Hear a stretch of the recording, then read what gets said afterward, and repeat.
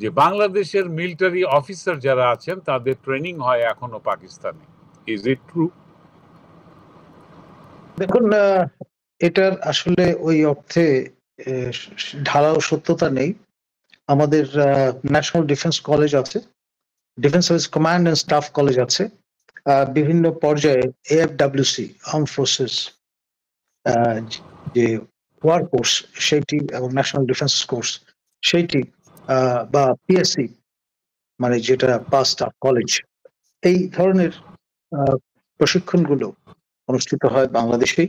আর মাঝে মাঝে কাউকে কাউকে হয়তো এনডিইউ করতে পাঠানো হয় ভারতে কিংবা পাকিস্তানে কিংবা চায়নাতে, এলসওয়্যার।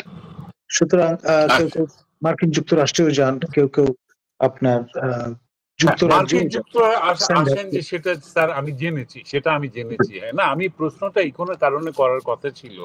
আইয়ুব খান বাংলাদেশে অনেকগুলো ক্যাডেট কলেজ করেছিলেন।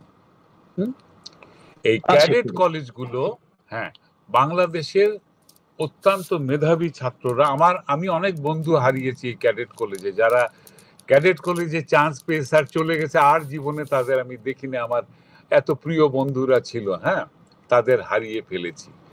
ক্যাডেট কলেজ থেকে যেসব বন্ধুরা ফিরে আসতো পাস টাস করে, তাদের একটা বিপুল মানসিক পরিবর্তন সেই আমার 25-26 বছর বয়সে আমি টের পেয়েছিলাম কি এরা বদলে গেছে, এরা আমার সেই বন্ধু নেই আর। হ্যাঁ, কেন, কি কারণে? অনেক পরে আমি গবেষণালব্ধ আরেকজনের গবেষণা পড়ে আমি জেনেছি যে পাকিস্তান সরকার থেকেই এক ধরনের ডিজাইনড এডুকেশন মেথড ছিল, যেটা তাদের ভেতর থেকে বাঙালিত্ব মুছে দেওয়ার জন্য তাদেরকে পূর্ব পাকিস্তানি বানানো বা কি বল লয়াল টু পাকিস্তান বানানোর ইনস্টিটিউট ছিল ক্যাডেট কলেজগুলো। সেই ক্যাডেট কলেজ বাংলাদেশ স্বাধীন হওয়ার পরেও সেই মানসিকতা, সেই শিক্ষাক্রম এখনো রয়ে গেছে। আমি জানি না স্যার সেখানে পয়লা বৈশাখ পালিত হয় কিনা, আমি জানি না সেখানে 21শে ফেব্রুয়ারিতে ওরা ফুল দেয় কিনা, শহীদ মিনার আছে কিনা তাদের কলেজ কম্পাউন্ডের মধ্যে। আপনি কি স্যার একটু আলোকিত করবেন আমাকে? দেখুন, রিসেট বাটন পুশ করার আগ পর্যন্ত আমার জানা মতে এই সকল প্রতিষ্ঠানে এই রিচুয়াল গুলো আপনার পালন করা হতো। এখন নতুন করে কি হবে আমি সেটা বলতে পারবো। এটা আমাদের মাননীয় প্রধান উপদেষ্টা এবং তার যিনি শিক্ষা উপদেষ্টা, তারা হয়তো ভবিষ্যতে বলতে পারবেন। না, আমি আমি আসলে বিষয়টি নিয়ে আগে কখনো ভাবিনি।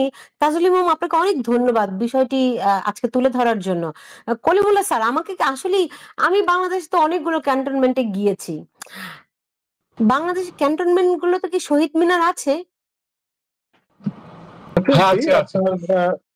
এটা মানে পরিষ্কার, আপনার শিক্ষা ও নির্মাণ থেকে শুরু করে আপনার নানান রকমের স্মৃতিসৌধ আছে, কোনো সন্দেহ নেই। সেগুলো কিন্তু ভাঙেনি, ভেঙেছে কোথায়? ওই সোহরাওয়ার্দী উদ্যানে যে শহীদ মিনার ছিল, অনির্বাণ শিখা ছিল, বীর শ্রেষ্ঠদের ভাস্কর্য ছিল, কি বলে সারেন্ডার টেবিলের ভাস্কর্য ছিল, পুরো জিনিসটার এই সব কিছু একদম ধূলিসাৎ করে দিয়েছে এরা।